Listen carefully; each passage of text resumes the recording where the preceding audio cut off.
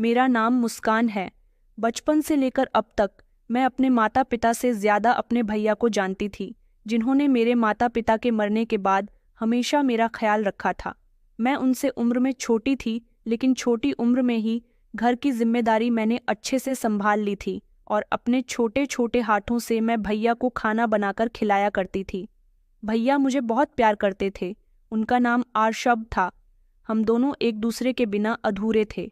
मैं कॉलेज चली जाती और भैया ऑफिस चले जाते थे, लेकिन जिस दिन मैं कॉलेज की छुट्टी कर लेती या भैया ऑफिस की छुट्टी कर लेते और हम दोनों में से कोई एक भी घर में अकेला होता तो हमारा मन नहीं लगता था।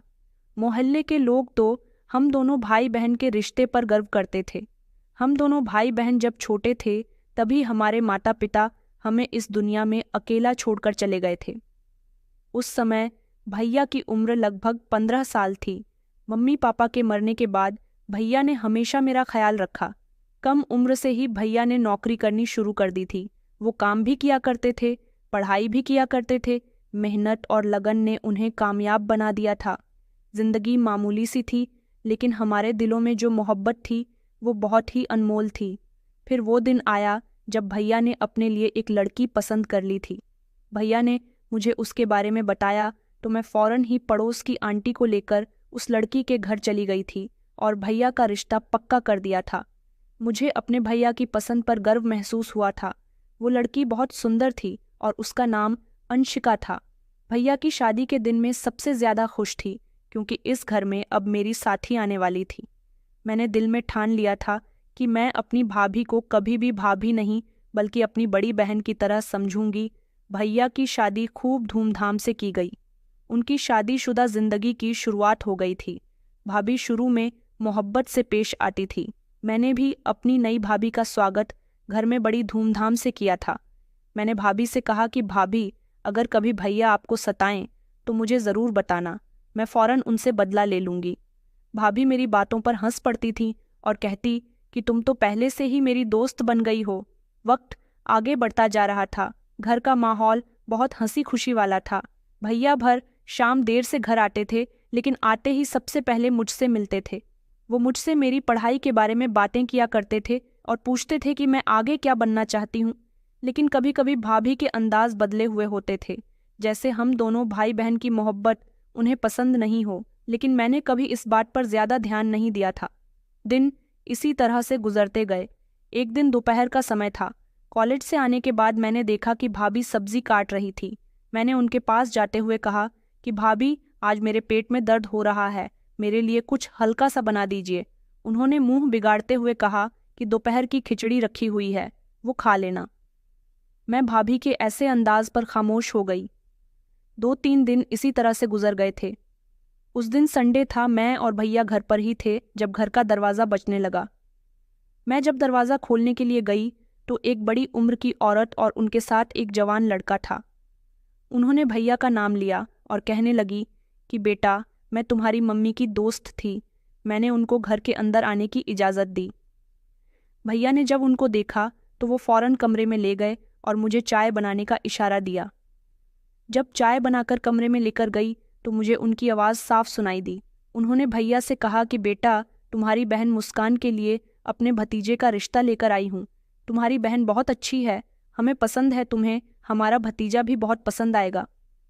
इंजीनियर है, शहर में अच्छी पोस्ट पर नौकरी करता है। भाभी ने जब मुझे दरवाजे पर देखा तो जल्दी से चाय की ट्रेली और खुद मेहमानों के साथ जाकर बैठ गई। मेहमान तो हमारे घर से चले गए तो भाई, अब भाभी आपस में बातें कर रहे थे। भाभी भैया से कह रही थीं कि रिश्ता बहुत अच्छा है, आपको इसको सीरियस लेना चाहिए। भैया ने कहा कि अभी मेरी बहन की उम्र सिर्फ 25 साल है, मैं अभी उसकी शादी नहीं करना चाहता, वो आगे और पढ़ना चाहती है। जब वो कहेगी तब मैं उसकी शादी करूँगा। लेकिन भाभी कहने लगी, अरे पढ़ लिख कर क्या होगा, तुम उसे कितना ही पढ़ा लो, करनी तू उसे घर जा रही है। भैया के दिमाग में भाभी की बातें आ रही थीं। मैं खामोशी से खड़ी एक तरफ उन दोनों की बातें सुन रही थी। फिर भैया ने अगली सुबह नाश्ता करते हुए बात छेड़ी। कहने लगे कि मुस्कान, कल जो लोग घर पर आए थे, मुझे उनका बिहेवियर और उनकी बात करने का अंदाज बहुत अच्छा लगा। लड़का भी पसंद आया है। मैं तुम्हारी मर्जी जानना चाहता हूँ। मैंने मुस्कुराकर कहा कि भैया, आपकी नज़र हमेशा बेहतर होती है। अगर आपको वो लड़का अच्छा लगता है तो मुझे कोई एतराज़ नहीं है। भैया खुश हो गए थे, लेकिन मैंने देखा था कि भैया से ज़्यादा खुशी तो भाभी के चेहरे पर थी। भैया ने लड़के के घर जाकर उसके परिवार से बात की। जब उनका दिल बेफिक्र हो गया तो उन्होंने मेरा रिश्ता पक्का कर दिया। उस लड़के का नाम हेमंत था। उसके घर वाले सिंपल तरीके से मुझे अंगूठी पहनाकर सगाई की रस्म कर गए थे और शादी की डेट भी उसी दिन फिक्स हो गई थी। भाभी ने मेरे ससुराल वालों के सामने खुद मुझे अपने हाथों से तैयार किया था और बाजार से मेरे लिए बहुत अच्छे कपड़े लेकर आई थीं। मेरी तारीफ करने लगी कि तुम तो बहुत प्यारी लग रही हो। कुछ दिन बाद घर में शादी की तैयारियां भी शुरू हो गई थीं। अब मैं सिर्फ एक बहन नहीं रही थी, किसी की पत्नी भी बनने जा रही थी। शादी के दिन जैसे जैसे नज़दीक आ रहे थे, मेरे दिल की धड़कन तेज होती जा रही थी। मुझे अपने माता पिता की बहुत याद आ रही थी। मेरे भैया अकेले ही मेरी शादी की जिम्मेदारियां संभाल रहे थे। मुझे उन पर तरस आ रहा था। अगर मेरे माता पिता जिंदा होते तो आज अकेले मेरे भैया को मेरे लिए इतना परेशान न होना पड़ता। शादी से एक दिन पहले भैया मेरे पास आए और मेरे गले लगकर कहने लगे कि मुस्कान, मैंने हमेशा तुम्हें बहुत प्यार दिया है और तुमने भी अपने भाई की इज्जत का हमेशा ख्याल रखा। बस मैं तुमसे इतना कहना चाहता हूँ कि ससुराल में अगर तुम्हें कोई भी परेशानी हो तो मुझे ज़रूर बताना। वैसे तो मैं तुम्हारे लिए प्रार्थना करूँगा कि तुम्हें ससुराल में कभी कोई परेशानी न मिले। जितना प्यार मैंने तुम्हें दिया है उसे कई गुना प्यार तुम्हारे ससुराल वाले तुम्हें दे। अगले दिन मेरी शादी हो चुकी थी। मैं हेमंत की पत्नी बन गई थी। विदाई के समय भाभी ने गले लगाते समय धीरे से मुझसे कहा था कि नए लोग हैं, नई जगह होगी, तुम्हें सब कुछ सीखना पड़ेगा। बस अपनी जुबान बंद रखना और आंखें खुली। मैं खामोश रही। भैया ने मेरे सर पर हाथ रखकर मुझे आशीर्वाद दिया और ढेर सारी प्रार्थना की और फिर मेरा हाथ हेमंत के हवाले कर दिया गया। ससुराल में पहुंचते ही जो पहले शब्द मुझे सुनने को मिले थे वो ये थे कि हमारी जैसी बन जाओ।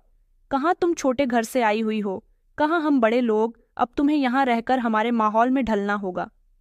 ये शब्द मेरी सास ने कहे थे। मैंने धीरे से सर हिला दिया था। शादी के बाद कुछ ही दिन गुजरे थे। सब कुछ बस नॉर्मल सा था। इस घर में कोई मुझसे ढंग से बात नहीं करता था। मेरे पति भी, उनके चेहरे पर हमेशा गुस्सा रहता था। एक दिन दोपहर का खाना खाते समय उन्होंने कहा कि खाने में मिर्ची बहुत ज़्यादा है, तुमसे कुछ नहीं आता। उन्होंने खाना खाते से अपना हाथ रोक दिया और मुझे घूर कर देखने लगे तो मैंने कहा कि मैं खाना बनाना सीख लूँगी, आइंदा ध्यान रखूँगी।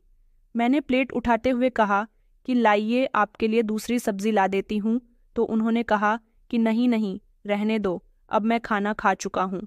उनके बिहेवियर पर मैं हमेशा खामोश हो जाया करती थी। अगर वो मुझे कहीं लेकर जाते तो कहते कि तुम्हें कपड़े पहनने का ढंग नहीं है, तुम्हें किसी से बात करने का ढंग नहीं है, तुम्हारे अंदर बिल्कुल भी सेंस नहीं है, सबके बीच बार बार बोलती रहती हो। मैं उसे नज़र झुकाकर सिर्फ इतना ही कहा करती थी कि मैं आइंदा ध्यान रखूंगी। उन्होंने कहा कि हर बात में तुम्हें माफ़ी और यही कहना रहता है कि तुम्हें सब कुछ सीखने की ज़रूरत है। ससुराल में मेरे दिन घर के सारे काम करने में और सबकी शिकायतें सुनने में गुजर जाते थे। एक दिन तो मेरी सास ने कहा कि माँ का होना भी बहुत ज़रूरी है। तुम्हें देखकर लग रहा है कि अगर तुम्हारी माँ जिंदा होती तो तुमसे सारे काम करने आते होते। मैं उनकी हर बात खामोशी से सुनती थी। एक दिन मुझे भैया की बहुत याद आ रही थी। मैंने अपनी सास से पूछा, क्या मैं भैया से फ़ोन पर बात कर सकती हूँ? उन्होंने कहा कि अब शादी हो गई है, अपने भैया के घर की बातें करना बंद करो और अपने घर पर ध्यान दो। मैं खामोशी से अपने कमरे में आ गई और बिस्तर पर लेट गई। मैंने अपनी ज़िंदगी के 3 महीने खामोशी से और लोगों के ताने सुन सुनकर गुजारे थे। मैं उनकी हर बात को बर्दाश्त किया करती थी। ऐसा करने के बावजूद भी मुझे नहीं पता था कि मेरा पति मुझे डिवोर्स दे देगा। मैं तो ये रिश्ता निभाना चाहती थी। इस दिन हेमंत ने मुझे शॉपिंग के लिए बाहर ले जाने का वादा किया, मगर फिर दोस्तों के साथ चले गए। जब घर आए तो मैंने कहा कि आपने तो कहा था कि मुझे शॉपिंग पर लेकर जाएंगे। मैं आपका काफ़ी समय तक इंतज़ार करती रही। उन्होंने कहा कि मेरे पास तुम्हें शॉपिंग कराने के लिए फालतू टाइम नहीं है। मैं इस पर भी खामोश रही। अगले दिन मैं घर की साफ सफाई कर रही थी जब मेरे पति ज़ोर ज़ोर से चिल्लाने लगे और मुझे आवाज़ देने लगे। मैं दौड़कर उनके पास गई तो कहने लगे कि तुम्हारा मोबाइल बहुत देर से बज रहा है। ये अनजान नंबर किसका है जो तुम्हें बार बार फ़ोन कर रहा है? मैंने घबराते हुए कहा कि मुझे नहीं पता, मैंने कुछ नहीं देखा। मैं तो बहुत देर से काम में बिजी हूँ। हेमंत ने फ़ोन मेरी तरफ उछालते हुए कहा। लो, अपने आप को बड़ी शरीफ बन रही हो, लेकिन सच तो कुछ और है। मैंने नंबर देखा, कोई अननोन नंबर था। मैंने अपनी सफाई में कहा, मैंने ये नंबर पहली बार देखा है। मुझे नहीं पता कि किसका नंबर है। आप खुद कॉल कर लीजिए और पूछ लीजिए कि कौन है। उन्होंने मेरे मुंह पर थप्पड़ मारा और कहने लगे कि जुबान चलाती हो। कहने लगे कि मुझे तुम पर कभी यकीन नहीं आया और आज के बाद तुम मेरी जिंदगी से फ्री हो। उनकी ये बात सुनकर मेरे कदमों तले से जमीन निकल गई थी। मैंने कहा कि आप क्या कह रहे हो? उन्होंने कहा कि बस मैं डिवोर्स के पेपर्स जल्दी बनवा लूंगा और तुम्हारे घर पहुंचा दूंगा, तुम मेरे घर से निकल सकती हो। मैं उनके आगे हाथ जोड़ने लगी और कहा कि प्लीज़ हेमंत, ऐसा मत कीजिए। मैं तो काफ़ी समय से तुम्हें छोड़ना चाहता था, लेकिन आज मुझे वजह मिल गई और तुम्हारी असलियत के बारे में पता चल गया। मैं उनके आगे हाथ जोड़ती रही, रोती रही, रिक्वेस्ट करती रही, मगर उन्होंने मुझे धक्के मारकर अपने घर से निकाल दिया। मेरी समझ नहीं आ रहा था कि अभी तो मेरी शादी को ज़्यादा समय भी नहीं हुआ था और इतनी जल्दी मेरे पति ने सिर्फ एक छोटी सी बात पर मुझे डिवोर्स देकर घर से निकाल दिया। यहाँ तक कि मैंने हाथ जोड़कर उनसे माफ़ी भी मांगी ली थी, जबकि मेरी कोई गलती भी नहीं थी। अब मैं इधर उधर क्या भटकती। घर के दरवाजे मेरे लिए बंद हो चुके थे, इसलिए मैं रिक्शा पकड़कर सीधा अपने मायके तक आ गई थी। घर पहुंची तो भाभी ने दरवाज़ा खोला। वो हैरान नज़रों से मुझे देख रही थी। मैंने उनके सामने रोना शुरू कर दिया और उनको जब सब कुछ बताया तो वो खामोश हो गई। ऐसा लग रहा था जैसे उनकी ज़बान बंद है, लेकिन आंखें कुछ कह रही हैं। तभी भैया अंदर से दौड़ते हुए बाहर आए और कहने लगे कि क्या हुआ है। मैं अभी भैया से कुछ कहती, इतनी देर में बेहोश होकर गिर गई। जब मेरी आंख खुली तो भैया मेरे सामने बैठे हुए थे। मैंने उनको सब कुछ बता दिया कि किस तरह मेरे पति ने मुझे घर से निकाल दिया और अब डिवोर्स देने के लिए कह रहा है। भैया ने कहा कि मैं उसे छोड़ूंगा नहीं, मगर भाभी ने उन्हें खामोश रहने के लिए कहा। अगले ही दिन हेमंत ने डिवोर्स के पेपर घर भिजवा दिए थे, जिस पर उनके साइन थे। भैया ने मुझसे भी साइन करवाया और कहने लगे कि तुम्हें परेशान होने की ज़रूरत नहीं है, अभी तुम्हारा भाई जिंदा है। मेरा और हेमंत का रिश्ता हमेशा हमेशा के लिए ख़त्म हो चुका था। भैया ने कहा कि मैं तुमसे वादा करता हूँ कभी तुम्हें दोबारा टूटने नहीं दूंगा। वो इंसान तुम्हारे लायक ही नहीं था। ये तुम्हारा घर है और अब तुम यहीं पर रहोगी। मैं भैया से माफ़ी मांग रही थी कि भैया मैं अपनी शादी ज़्यादा समय तक नहीं चला सकी। भैया ने कहा कि पागल हो गई हूँ क्या? इसमें तुम्हारी कोई गलती नहीं। मैं जब रात को सोने के लिए लेट थी तो हेमंत की आवाज़ से मेरे कानों में गूंज रही थी कि निकल जाओ मेरे घर से और मैं तुम्हें डिवोर्स देता हूँ। मुझे यहाँ रहते हुए कई दिन गुजर गए थे। भैया का एक बेटा भी हो गया था। मेरी गोद में उनका बेटा खेल रहा था। जब भाभी ने मुझसे आकर कहा कि घर के काम भी कर लिया करो, हमेशा हमेशा के लिए इस घर की होकर रह गई हो। अब तुम इस घर की मेहमान नहीं हो बल्कि सदस्य हो, इसलिए बराबर से काम किया करो। मैं जानती थी कि भाभी को मेरा यहाँ आना अच्छा नहीं लगा, मगर ये घर मेरा भी था। मैं यहाँ के अलावा कहाँ जाती। मैं अब ज़्यादातर घर के कामों में बिजी रहती थी और किचन में काम करते समय भाभी की खामोशी का सामना करना पड़ता। एक दिन किचन में काम करते हुए मैंने भैया को किसी से फ़ोन पर बातें करते हुए सुना। वो कुछ परेशान नज़र आ रहे थे। उन्होंने कहा था कि मैं तुम्हारे पैसे जल्द ही वापस कर दूंगा। मैं भैया के सामने गई और जब उन्होंने फ़ोन बंद कर दिया तो मैंने कहा, भैया आप कुछ परेशान नज़र आ रहे हैं, क्या बात है? उन्होंने नज़र झुकाकर कहा कि नहीं मुस्कान, कोई बात नहीं है, सब कुछ ठीक है, तुम फिक्र मत करो। मैंने कहा, भैया मैं सब समझती हूँ, मुझे बताइए। कुछ समय के लिए भैया खामोश रहे।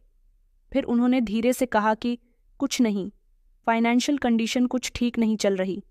ऑफिस में भी काम ठीक से नहीं हो रहा, जिसकी वजह से घर में खर्चों पर दिक्कत का सामना करना पड़ रहा है। अभी 1-2 से कुछ दिनों के लिए 10,000 रुपये उधार लिए थे, बस उसी से बात कर रहा था। लेकिन तुम फिक्र मत करो, सब कुछ ठीक हो जाएगा, मैं कोशिश कर रहा हूँ। भैया तो वहाँ से चले गए थे, मगर मैंने फैसला कर लिया था कि मैं नौकरी करूँगी। इसीलिए अगले दिन मैंने न्यूज़पेपर में जॉब का एक एडवर्टाइजमेंट देखा। मैंने वहाँ जॉब के लिए अप्लाई किया तो अगले ही दिन मुझे इंटरव्यू के लिए बुलाया गया था और फिर मुझे फ़ौरन ही वहाँ काम पर रख लिया गया। सैलरी भी मामूली सी ही थी, लेकिन शुरुआत के लिए काफ़ी थी। रात के समय मैंने भैया से इस बारे में बात की कि मैं जॉब करना चाहती हूँ और मुझे जॉब मिल भी गई है। भैया ने कहा, लेकिन तुम्हें नौकरी करने की क्या ज़रूरत है? मैंने कहा, भैया आप तो जानते हैं कि मेरा शुरू से ही शौक था, मैं ज़्यादा पढ़ लिख कर नौकरी करना चाहती थी। भाभी बीच में बोल गई और कहने लगी कि नौकरी करनी है या फिर घर के काम भी करने हैं। मैंने कहा, भाभी आप फिक्र मत कीजिए, मैं ऑफिस से आकर घर के भी सारे काम कर दिया करूँगी। भैया कहने लगे कि चलो ठीक है, अगर तुम नौकरी करना चाहती हो तो मुझे इस बात से कोई दिक्कत नहीं है। अगली सुबह मैं टाइम पर ऑफिस पहुंच गई थी। मेरी नौकरी का पहला दिन था। वहां मुझे सारा दिन कंप्यूटर पर नंबर्स और फाइल्स भरना था। नौकरी का पहला दिन अच्छा गुजरा था। वापस आने पर मेरा दिल बेफिक्र था। घर आकर जब मैंने कपड़े बदले और किचन में पानी लेने गई तो भाभी सोफे पर लेटी हुई थी। कहने लगी कि मेरे सर में दर्द हो रहा है, अभी तक खाने का कुछ नहीं बनाया, तुम बना लो। मैं जल्दी जल्दी घर के सारे कामों में लग गई थी। खाना बनाया, साफ सफाई की, ऐसा लगता था जैसे भाभी ने सारा दिन घर का कोई काम ही नहीं किया। जब रात को भैया घर आए तो उन्होंने पूछा कि ऑफिस का पहला दिन कैसा गया। मैंने उनको बताया कि बहुत अच्छा गया।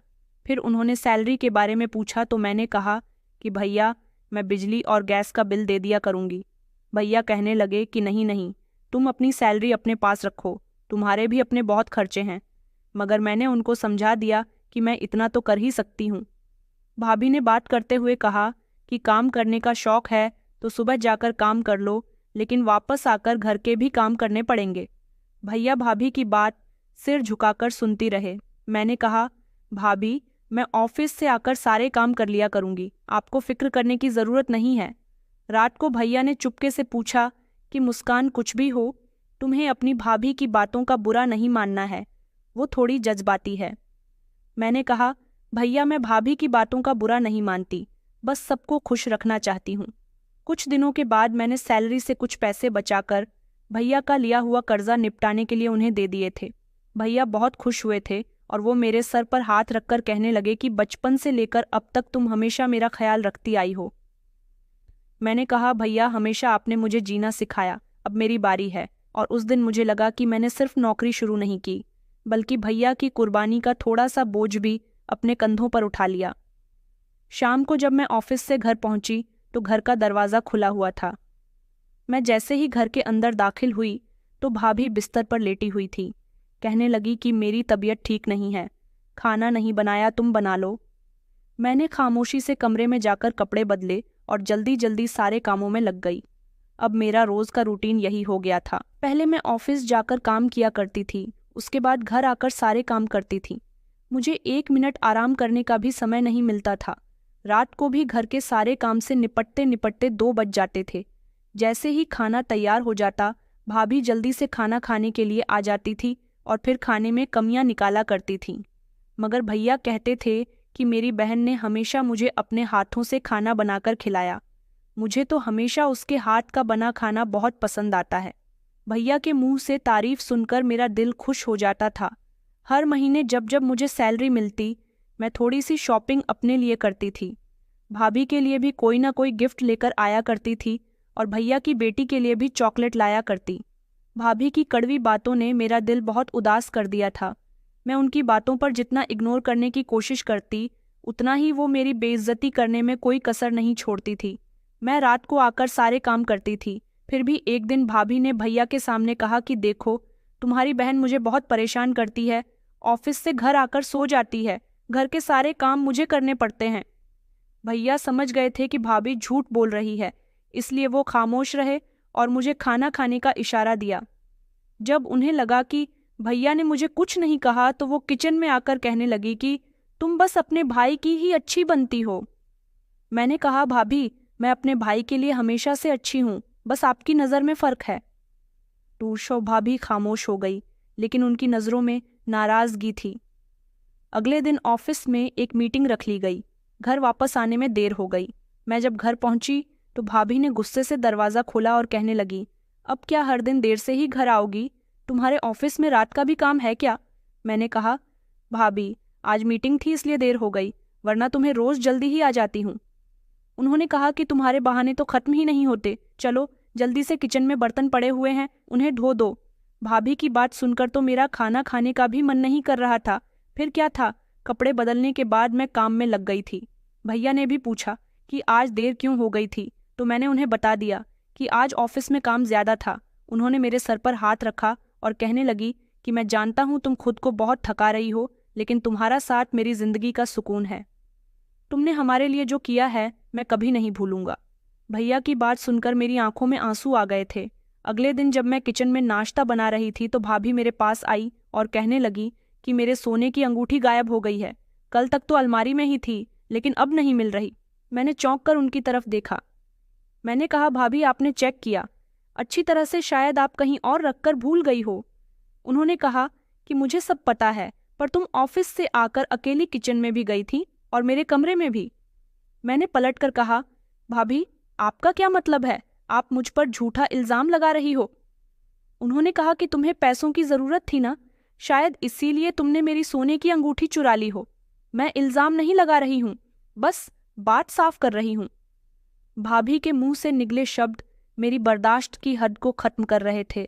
मैं बिल्कुल खामोश रही। मैंने भाभी से कुछ नहीं कहा। मैंने सोच लिया था कि मैं भैया से मौका देखकर बात करूंगी। रात को जब भैया आए तो भाभी ने मुझसे पहले ही बात शुरू कर दी थी। कहने लगी कि तुम्हारी बहन खुद मेरे कमरे में गई थी और तभी से ही मेरी सोने की अंगूठी गायब है। इस पर भैया ने चौंक कर मेरी तरफ देखा। मैंने कहा, भैया मैं गई थी भाभी के कमरे में, लेकिन मुन्ने के कपड़े निकालने के लिए। उसके अलावा मैंने कुछ भी नहीं लिया। आप जानते हो ना कि मैं कैसी हूँ। भैया ने सीरियस होकर कहा कि अंशिका, तुम्हें याद है पिछले महीने जब हमने घर की सफाई की थी तो तुमने कहा था कि मैं अपनी सारी ज्वेलरी छोटी वाली अलमारी के लाकर में रख देती हूँ, तो तुम्हारी अंगूठी भी वही होगी। भाभी का चेहरा 1 मिनट के लिए पीला पड़ गया। वो कहने लगी कि ठीक है, मैं देख लेती हूँ, लेकिन अगर वहाँ नहीं हुई तो भैया ने घूर कर भाभी को देखा और कहा, अगर वहाँ भी नहीं मिली तब भी मैं अपनी बहन को चोर नहीं मानूंगा। भाभी को एक जोरदार झटका लगा। वो फौरन ही कमरे में अंगूठी तलाश करने के लिए चली गई, लेकिन जब वापस आई तो उनके चेहरे पर शर्मिंदगी थी, लेकिन उन्होंने कुछ नहीं कहा। भैया ने जब उनके हाथ में अंगूठी देखी तो कहा, क्या तुम कुछ कहना चाहती हो? भाभी ने कुछ नहीं कहा। भैया कहने लगे, लेकिन तुम्हें मुस्कान से माफी मांगनी होगी। भाभी घबरा गई और कहने लगी कि नहीं नहीं, मुझे इससे कोई माफी नहीं मांगनी है। भैया ने कहा कि गलती तुम्हारी है, तुम अपना सामान खुद रखकर भूल गई और फौरन ही तुमने मेरी बहन पर इल्जाम लगा दिया। भाभी अभी कुछ कहने ही वाली थी कि मैं बोल पड़ी और मैंने कहा कि नहीं भैया, रहने दीजिए, कोई बात नहीं, ये सब भूल जाइए। भैया ने गहरी सांस ली और खामोश हो गए। उधर ऑफिस में काम बढ़ गया था और मैंने अपने आप को उसमें उलझा लिया था। ऑफिस से वापस आने का रास्ता अब मुझे अजनबी लगने लगा था। रोज वही एंटो रिक्शा, वही सड़क, वही सिग्नल, मगर अब हर मोड़ पर कोई साया साट महसूस होता। शुरू में तो लगा जैसे कि मेरा वहम है, लेकिन मेरा वहम एक दिन हकीकत में बदलने लगा। एक शाम ऑफिस से निकलते समय मैंने देखा कि एक नीले रंग की गाड़ी सड़क के किनारे खड़ी थी। मैं ऑटो में बैठी और पीछे मुड़कर नहीं देखा, लेकिन जब सिग्नल पर ऑटो रुकी तो वही गाड़ी मेरे पीछे लगी हुई थी। शायद ऐसा इत्तेफाक हो या मैंने खुद को तसल्ली दी। अगले दिन फिर वही हुआ। ऑफिस से निकली, वहीं गाड़ी कुछ दूरी पर खड़ी हुई थी। इस बार मैंने अपना रास्ता बदल लिया था। मैं रोड के बजाय मार्केट के अंदर से गुजरने लगी थी। गाड़ी भी मुड़ गई तो दिल की धड़कनें तेज होने लगीं, लेकिन मैंने खुद पर कंट्रोल किया। घर पहुंची तो दरवाज़ा भैया ने खोला। कहने लगी कि क्या हुआ, तुम्हारा चेहरा बहुत उदास है। मैंने कहा कि कुछ नहीं भैया, बस बहुत थक गई हूँ। जब भाभी कमरे से निकली और उन्होंने मेरी तरफ देखा तो कहने लगी, क्या बात, आज फिर देर लगा दी? ऐसा कौन सा ऑफिस है जो देर रात तक खुला रहता है? मैं चुपचाप अंदर चली गई, मगर मेरे दिल में ख्याल आया कि मुझे इस बारे में भैया को बता देना चाहिए, लेकिन फिर रुक गई। वो पहले से ही काफ़ी दबाव में थे। मैं उन्हें और परेशान नहीं करना चाहती थी। इस बार मैंने ऑटो से जाने के बजाय बस का सफ़र शुरू कर दिया। मैं बस स्टॉप से कुछ फासले पर खड़ी हुई थी। मैंने जल्दी जल्दी चलना शुरू किया। पीछे मुड़कर देखा तो फिर से मुझे वही गाड़ी दिखाई दी। खिड़की से कोई चेहरा नजर नहीं आ रहा था। ऑफिस में भी मैं इस वजह से अपने काम पर ध्यान नहीं दे पा रही थी।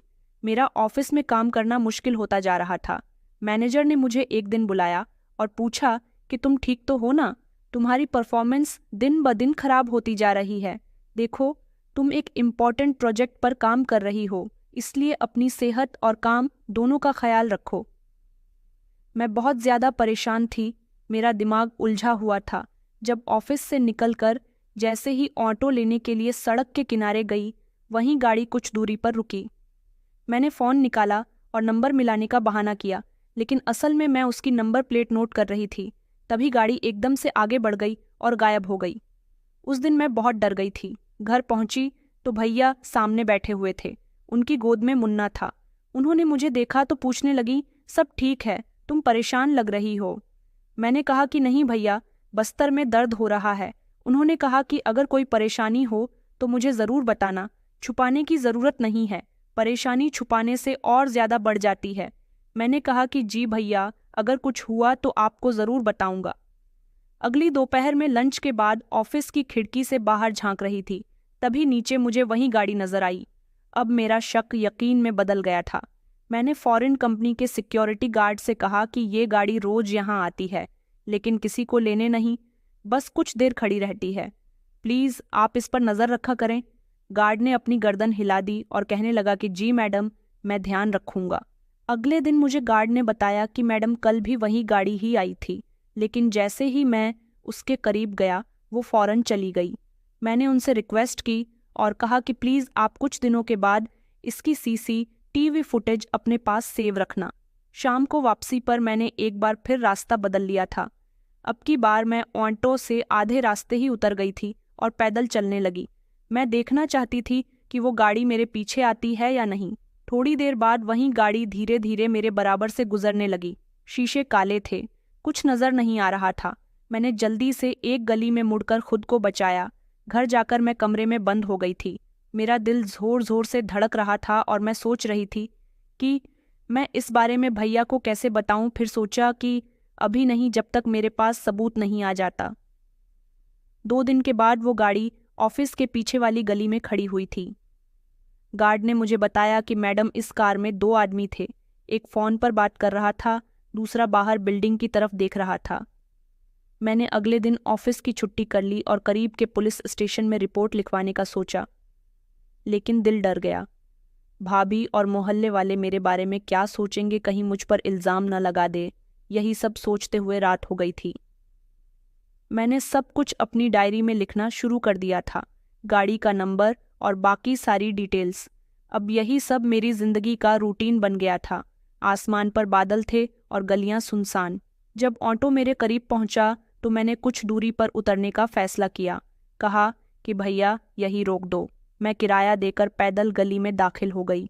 मैंने तेज चलने की कोशिश की, तभी मुझे किसी के मेरे करीब आने की आहट महसूस हुई। अचानक किसी ने पीछे से मेरे मुंह पर गीला कपड़ा रख दिया। मैंने चीखने की कोशिश की, मगर आवाज़ मेरे मुंह से नहीं निकल सकी। तभी मेरी आंखों के सामने अंधेरा छा गया। जब मुझे होश आया तो मैं कमरे में थी। वहाँ हल्की सी रोशनी छाई हुई थी। मेरी आंखों से धुंधला दिखाई दे रहा था, सर भारी लग रहा था, ऊपर पर्दे और पास में आईना दिखाई दे रहा था। ऐसा लग रहा था जैसे ही किसी होटल का कमरा है। मैंने खुद को संभालना, अपने कपड़े ठीक किए और कमरे को देखने लगी। मेरे हाथ पैर खुले हुए थे, न कोई बेड़ी न कोई जंजीर, लेकिन दरवाज़ा बंद था। कुछ देर बाद हल्की सी आहट सुनाई दी। दरवाज़ा खुला और एक नकाब पहने हुए इंसान अंदर दाखिल हुआ। वो धीरे धीरे चलता हुआ मेरे करीब आया। मैं फौरन दरवाजे के पीछे छुप गई। कमरे में एक छोटी सी टेबल थी जिस पर फ्लावर पॉट रखा हुआ था। जैसे ही वो अंदर आया, मैंने पूरी ताकत के साथ फ्लावर पॉट उसके सर पर मार दिया। फ्लावर पॉट टूट गया और उसके सर से खून बहने लगा। मैं तेज कदमों से कमरे से बाहर निकलकर भागी। रास्ते में अंधेरा था, सिर्फ एक इमरजेंसी लाइट जल रही थी। सीढ़ियाँ नीचे ले जाने लगी। मैं दौड़ती हुई नीचे उतरी। किसी ने पीछे से मुझे आवाज़ लगाई, रुको, लेकिन मैं नहीं रुकी। होटल के मेन गेट पर एक सिक्योरिटी गार्ड बैठा था, लेकिन शायद वो नींद में था। मैंने उसके पास से गुजरकर बाहर की सड़क पर कदम रखा और इधर उधर देखा। ट्रैफिक बहुत कम था। मैंने जल्दी से पैदल चलना शुरू कर दिया। चौराहा आया तो वहाँ से एक रिक्शा गुजर रही थी। मैं सीधा उसके रिक्शा में बैठ गई और उसे अपने घर का एड्रेस बताया। पहली बार मुझे एहसास हुआ कि मेरा दुपट्टा और पर्स तो वहीं पर रह गया, लेकिन खुशी थी कि मैं बच निकली। घर पहुंचते ही दरवाज़ा भैया ने खोला। मेरी हालत देखकर वो चौंक गए। उन्होंने कहा कि मुस्कान, क्या हुआ है तुम्हें, और तुम कहाँ थी? ये तुम्हारी हालत कैसी हो रही है? इतने मैं उनसे कहती, पीछे से भाभी की आवाज़ आई कि मुंह काला करके आ गई। मैंने चौंक कर भाभी की तरफ देखा। मैंने कहा, भाभी ये आप क्या कह रही हो? भाभी कहने लगी कि अब तुम झूठ बोलोगी। इतनी रात को तुम्हारी ऐसी हालत देखकर तो यही अंदाज़ा लगाया जा सकता है। भैया ने तभी मेरी तरफ देखा जैसे कि वो सवाल कर रहे हों। मेरी आंखों में आंसू आ गए। मैंने रोते हुए कहा कि भैया, मुझे किडनैप कर लिया गया था और किसी होटल के कमरे में मुझे कैद कर दिया गया था। मुझे पता ही नहीं चला, मैं खुद वहाँ से भाग कर आई हूँ। भाभी हंसने लगी और कहने लगी कि अच्छा, तुम्हें किसी ने किडनैप कर लिया और तुम इतनी आसानी से भाग भी आई। भले ऐसा कहाँ होता है तुम्हारा? दुपट्टा और पर्स का तो पता नहीं, लेकिन तुम्हारे कैरेक्टर का साथ पता चल रहा है कि तुम कहाँ मुंह काला करके आ रही हो। मैं रोने लगी। भैया ने कहा कि खामोश हो जाओ। मैंने भैया से हाथ जोड़कर कहा कि भैया, मैं सच कह रही हूँ, मैं वहाँ से बड़ी मुश्किल से बचकर आई हूँ। ये सब करने वाला कौन था? मैं उसे नहीं जानती। भाभी ने बात करते हुए कहा कि नहीं, तुम्हारी बहन झूठ बोल रही है। मोहल्ले के लोग बातें कर रहे थे कि जब से ये नौकरी करने लगी है तो इसका किसी लड़के के साथ अफेयर चल रहा है। देर रात इसलिए तो ये घर आती है। मैं खामोश हो गई और गुस्से से चलती हुई कमरे के अंदर आई। मैंने अपने आप को बंद कर लिया और बेड पर बैठकर फूट फूट कर रोने लगी। भाभी मुझ पर इतना घटिया इल्ज़ाम कैसे लगा सकती है? भैया ने थोड़ी देर बाद दरवाज़ा खटखटाया। कहने लगे कि दरवाज़ा खोलो मुस्कान। मैंने उनके कहने पर दरवाज़ा खोल दिया। भैया ने मेरा रोता हुआ चेहरा देखा तो परेशान हो गए। कहने लगे, अगर सच में तुम्हारे साथ कुछ ऐसा हुआ है तो तुम मेरे साथ चलो, हम पुलिस स्टेशन में रिपोर्ट लिखवाते हैं। मैंने कहा, भैया पहले मुझे होटल जाना है, वहाँ पर मेरा पर्स और दुपट्टा है। होटल का पता करना आसान नहीं था, लेकिन मैंने रास्ते की कुछ निशानियों को अपने दिमाग में बसा लिया था। भैया ने छुट्टी ली। हम सुबह सवेरे घर से निकल गए थे। मेरी नज़र एक होटल पर पड़ी तो मुझे ये वही होटल लगा। फिर हम लोग इसी होटल के अंदर चले गए। भैया ने रिसेप्शन पर बैठे एक आदमी से पूछताछ की और कहा कि मुझे कल रात के बारे में कुछ पूछताछ करनी है। लड़की किडनैप करके यहाँ लाई गई थी। रिसेप्शन वाले ने पहले तो बात बदलने की कोशिश की। कहने लगा कि यहाँ तो बहुत सारे लोग आते हैं, हम किस किस का ध्यान रखेंगे, हमें कुछ नहीं पता। भैया ने कहा कि बताते हो या पुलिस को अपने साथ लेकर आऊं। ये सुनकर वो डर गया। फिर उसने रजिस्टर खोलकर दिखाया। मैंने रूम नंबर पर उंगली रखी और कहा कि यही कमरा था। हमने पुलिस को फ़ोन किया। कुछ देर के बाद वहाँ पर पुलिस भी आ गई थी। टीम ने कमरे से मेरा दुपट्टा, पर्स और कुछ फिंगरप्रिंट्स बरामद किए। ये सब कुछ लेकर उन्होंने रिपोर्ट लिखनी शुरू कर दी। इस समय होटल के मैनेजर से पूछताछ की गई। उसने बताया कि उस कमरे की बुकिंग एक फर्जी आईडी पर की गई थी, सीसीटीवी कैमरे का बहाना करके। वो कुछ छुपाने की कोशिश कर रहे थे। पुलिस ने कहा कि हम इन्वेस्टिगेशन जारी रखेंगे, आपका बयान ले लिया गया है, जब ज़रूरत होगी तो पुलिस स्टेशन बुला लिया जाएगा। हम दोनों घर वापस आ गए। मैं थकी हुई थी, लेकिन दिल बेफिक्र था कि सच्चाई का जल्द ही पता चल जाएगा। दरवाज़ा खुला तो सामने भाभी खड़ी थी। उनका चेहरा पहले से ज़्यादा शक था। उनकी नज़रें मुझ पर ऐसी थीं जैसे सारी गलती मेरी हो। कहने लगी कि आ गई चल गया, तुम्हारे आरोपी का पता, और कितना झूठ बोलोगी तुम। मैंने कहा, भाभी मैंने कोई गलती नहीं की, मैं सच में किडनैप हुई थी, ये सब साजिश थी। उन्होंने कहा कि हाँ, हर बिगड़ी हुई लड़की यही कहती है कि साजिश हुई है।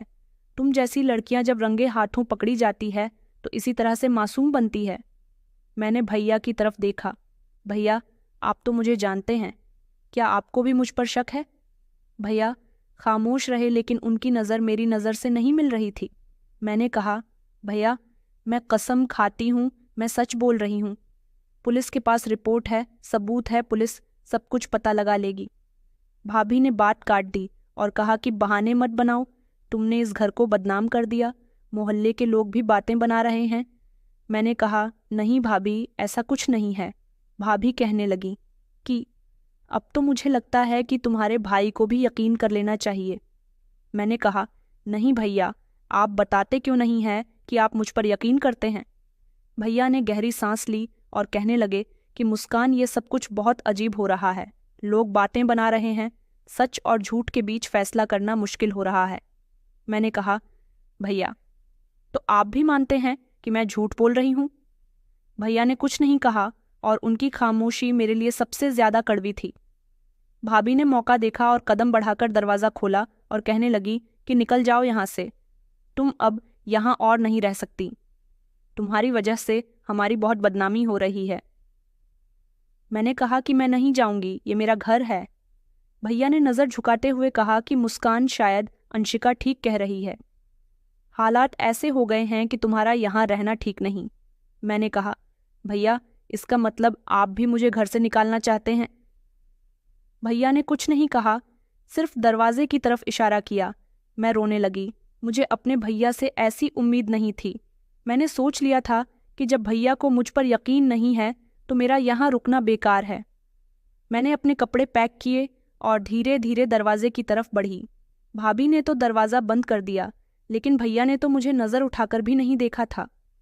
बाहर रात का समय हो रहा था और मैं अकेली खामोश खड़ी थी और फिर इधर उधर सड़कों पर टहलने लगी।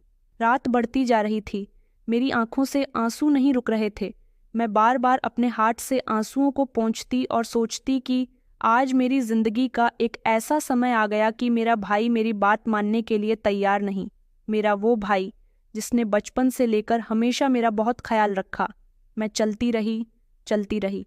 जब चलते चलते थक गई तो बस स्टॉप तक पहुंच गई थी। वहां एक बेंच पड़ी हुई थी। यह सुनसान सी जगह थी। मैंने अपना बैग बेंच पर रखा और काफ़ी देर तक वहां बैठकर रोती रही और ऊपर वाले से प्रार्थना करती रही कि जो सच है वो सबके सामने खुलकर आ जाए। फिर उसके बाद मैंने अपने बैग पर सर रख लिया। फिर मुझे कब नींद आ गई कुछ पता ही नहीं चला। सुबह जब मेरी आंख खुली तो इधर उधर गाड़ियां दौड़ रही थीं। दिन चमक रहा था, लोग आज आ रहे थे।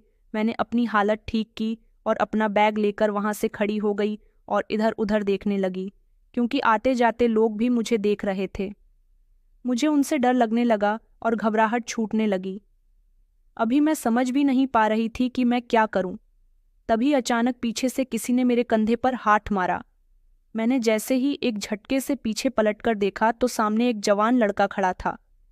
पहले तो मैं उसे पहचान नहीं सकी, लेकिन जब उसने मेरा नाम लिया, मुस्कान, तो मैं चौंक गई। मैंने उसे चमकती हुई नज़रों से देखा। धीरज, वो मेरे कॉलेज का फ्रेंड था।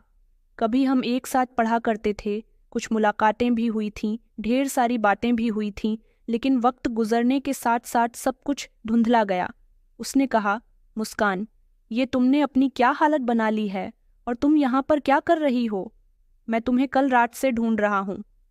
मैंने कहा, तुम्हें कैसे पता कि मैं यहाँ पर हूँ? तो वह कहने लगा कि मैं तुम्हें तलाश कर रहा था। अभी थोड़ी देर पहले यहाँ से गुजर रहा था तो अचानक तुम पर नज़र चली गई, तो मैंने सुकून का सांस लिया कि फाइनली तुम मुझे मिल गई हो। तुम्हारा दुपट्टा और पर्स होटल में मिला। मैंने वहीं से तुम्हारा आईडी कार्ड देखा, फिर तुम्हारे घर गया, लेकिन तुम्हारे घर से पता चला कि तुम्हें निकाल दिया गया है, इसलिए मैं तुम्हें जगह जगह तलाश कर रहा था। मैंने गहरी सांस ली और कहा, तो तुम जानते हो कि मुझे किडनैप किया गया था? उसने कहा कि हाँ, मैं और भी बहुत कुछ जानता हूँ। मुस्कान, मेरे मैनेजर ने मुझे फ़ोन करके बताया कि एक लड़की को होटल में संदिग्ध हालत में लाया गया है, लेकिन तुम्हारे वहाँ से निकलने के बाद ही मुझे सारी डिटेल मिली। मैंने चौंक कर कहा, तो फिर मेरे साथ ये सब कुछ किसने किया था? वो इंसान जिसे मैंने जख्मी किया? धीरज ने मेरी बात बीच में रोकते हुए कहा, वो अस्पताल में मौजूद है, पुलिस ने उसे हिरासत में ले लिया।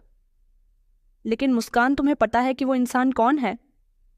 मैंने कहा कि नहीं, तो उसने अपनी सांस छोड़ते हुए कहा कि वो तुम्हारा पति है, जिससे तुम्हारी डिवोर्स हो चुकी है। धीरज की बात सुनकर मुझे एक जोरदार झटका लगा। मैंने कहा, लेकिन वो मेरे साथ ऐसा क्यों करेगा? धीरज कहने लगा, यही जानने के लिए तो उसने ऐसा क्यों किया। मैं तुम्हें तलाश कर रहा था। तुम अभी और इसी समय मेरे साथ पुलिस स्टेशन चलो। ताकि तुम्हारा बयान पूरा हो सके, लेकिन पहले तुम आराम कर लो और अपनी हालत ठीक करो। मैंने खामोशी से सर हिलाया। मैं जानती थी कि सच्चाई कभी छुपी नहीं रहती और अब सब कुछ सबको पता चल जाएगा। जब मैं धीरज के साथ पुलिस स्टेशन पहुंची तो सामने ही पुलिस इंस्पेक्टर बैठे हुए थे। धीरज मुझे लेकर उनके सामने बैठ गया। पुलिस इंस्पेक्टर ने फाइल खोली और मेरी तरफ देखा। कहने लगे कि आपके साथ जो हुआ था, आपके आरोपी को पकड़ लिया गया है। वो बता रहा है कि वो आपका पति था। पुलिस इंस्पेक्टर ने कहा कि वो इस समय अस्पताल में मौजूद है, लेकिन वो अब इस बात को एक्सेप्ट कर चुका है कि उसने ही आपको किडनैप किया था और आपने उसको जख्मी किया। धीरज कहने लगा कि मैं चाहता हूं कि आप लोग मुस्कान के लिए सिक्योरिटी का बंदोबस्त करें, क्योंकि मुस्कान को सोची समझी साजिश में फंसाया गया था। पुलिस इंस्पेक्टर ने गहरी नज़र से मेरी तरफ देखा और कहने लगे कि हम आपकी कंडीशन समझ सकते हैं, लेकिन अब जब सच सामने आ रहा है तो आपको उसे कबूल करना होगा। मैंने कहा कि जी, मैं अपना बयान देने के लिए तैयार हूं। अब मुझे अस्पताल हेमंत के पास ले जाया गया। अस्पताल में पुलिस की मौजूदगी में मुझे उस कमरे में ले जाया गया जहां हेमंत गंभीर हालत में बिस्तर पर पड़ा हुआ था। जैसे ही मैं कमरे में दाखिल हुई, वो नज़र चुराने लगा। पुलिस इंस्पेक्टर ने कहा कि चलो, जो भी सच है आप सब कुछ बता दो। जो कुछ भी तुमने छुपाया हुआ था वो मुस्कान मैडम को बताओ। हेमंत ने धीरे से सर उठाया और कहने लगा कि जो कुछ हुआ वो मेरी मर्जी से नहीं हुआ था, मुझे फंसाया गया था। मैंने कहा कि किसने फंसाया तुम्हें, तो उसने झिझकते हुए कहा कि तुम्हारी भाभी ने, वो मुझसे किडनैप में थी, उसने ही तुम्हारी शादी मेरे साथ करवाई और मुझसे कहा कि मैं शादी के बाद तुम्हें डिवोर्स दे दूं। उसने कहा था कि तुम्हें सबक सिखाने के लिए यही तरीका सही है। तभी धीरज ने एक कदम आगे बढ़ाया और कहने लगा कि ये सच है कि तुम्हारे और मुस्कान की भाभी अंशिका के बीच कुछ चल रहा था। हेमंत ने कहा कि हाँ, मैं और अंशिका एक दूसरे को पसंद करते थे, लेकिन वो अपनी शादी के बाद भी मेरे किडनैप में रही। उसने खुद अपनी मर्जी से मुस्कान की शादी मेरे साथ करवाई ताकि वो मेरे किडनैप में भी रह सके और अपनी नंद से बदला भी ले सके। वो मुस्कान को डिवोर्स दिलवाकर उसे बदनाम करवाकर खुद मेरे करीब आना चाहती थी। पुलिस इंस्पेक्टर ने फौरन कार्यवाही शुरू कर दी। भाभी को फौरन अरेस्ट कर लिया गया। उनकी कॉल रिकॉर्ड भी निकाले गए। भैया के सामने जब पूरी बात आई तो उन्होंने भाभी से कहा, क्या ये सब सच है? तो उन्होंने बताया कि हाँ, मैंने सिर्फ ये सब कुछ मुस्कान से अपनी नफरत बढ़ाने के लिए किया। मैं अपनी जगह चाहती थी। मैं जानती थी कि आप मुझसे भी ज्यादा उसे पसंद करते हो। भैया ने गुस्से से कहा कि जिस जगह के लिए तुमने मेरी बहन की जिंदगी बर्बाद की, वो जगह तुम्हें मेरे दिल से हमेशा के लिए बाहर ले गई। उन्होंने वहीं सबके सामने भाभी को डिवोर्स देने का फैसला कर लिया और पुलिस इंस्पेक्टर से कहा कि इस औरत को कड़ी से कड़ी सजा मिलनी चाहिए। भाभी कुछ कहने की कोशिश कर रही थी, लेकिन भैया ने कहा कि खामोश रहो, तुम्हारी वजह से हम दोनों भाई बहन के रिश्ते में फूट पड़ गई और तुमने मेरी बहन के साथ इतना सब कुछ किया। मैं इसके लिए तुम्हें कभी माफ नहीं करूंगा। भाभी शर्मिंदा हो गई और अपने के पर फूट फूट कर रोने लगी और पुलिस ने उनको जेल पहुंचा दिया। मैं एक तरफ खामोश खड़ी हुई थी। भैया मेरी तरफ आए और मुझसे अपनी गलतियों की माफ़ी मांगने लगे। कहने लगे कि मुझे माफ़ कर दो बहन, मैं माफ़ी के काबिल नहीं हूँ, मैंने तुम्हारी बात का विश्वास नहीं किया। मैंने कहा नहीं भैया, आपको माफ़ी मांगने की कोई ज़रूरत नहीं है। मुझे सिर्फ सुकून चाहिए था और बस अपना भाई भैया की आंखों में आंसू आ गए। भैया ने कहा कि चलो, अपने घर में तुम्हें फिर से इज्जत भरोसा और अपने घर की शान बनाकर रखूंगा। भैया और मैं घर आ गए थे। इस सब के बीच में धीरज का शुक्रिया अदा करना मैं भूल गई थी। मैंने अपना मोबाइल उठाया और धीरज को फ़ोन लगाया। धीरज मुझसे फ़ोन पर बात कर रहा था। मैंने उसका शुक्रिया अदा किया तो उसने कहा कि इतनी आसानी से मैं तुम्हारा शुक्रिया एक्सेप्ट नहीं करूँगा। उसने कहा कि मैंने तुम्हारा साथ दिया, उसके बदले में मुझे भी तो कुछ मिलना चाहिए। मैंने कहा तुम्हें क्या चाहिए, मुझे बताओ। तो वो कहने लगा कि ज़्यादा कुछ नहीं, बस तुम्हारा साथ। जब उसने ये बात कही तो मैं अचानक खामोश हो गई। वो कहने लगा कि शायद तुम नहीं जानती कि मैं तुम्हें कॉलेज के टाइम से ही बहुत पसंद करता हूँ। तुम मुझे अच्छे से जानती हो कि मैं कैसा हूँ। मैं तुम्हें बहुत खुश रखूँगा। मैं चाहता हूँ कि मैं अपने पेरेंट्स को तुम्हारे घर पर भेज दूँ और तुम अपने भाई को हम दोनों के रिश्ते के लिए मना लो। मैं बिल्कुल खामोश हो गई थी। मैंने धीरज से कुछ नहीं कहा, लेकिन जब अगले दिन उसके पेरेंट्स हमारे घर पर आए तो भैया ने खुद इस रिश्ते को खुशी खुशी एक्सेप्ट कर लिया था। भैया ने कहा कि धीरज बहुत अच्छा लड़का है।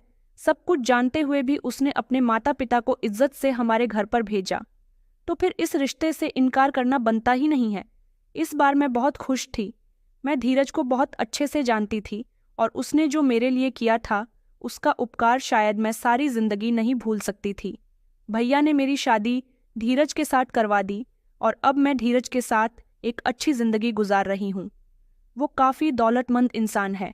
जो खुशी कभी मुझे हेमंत नहीं दे सका, उससे कई गुना ज़्यादा खुशियाँ मुझे धीरज से मिली।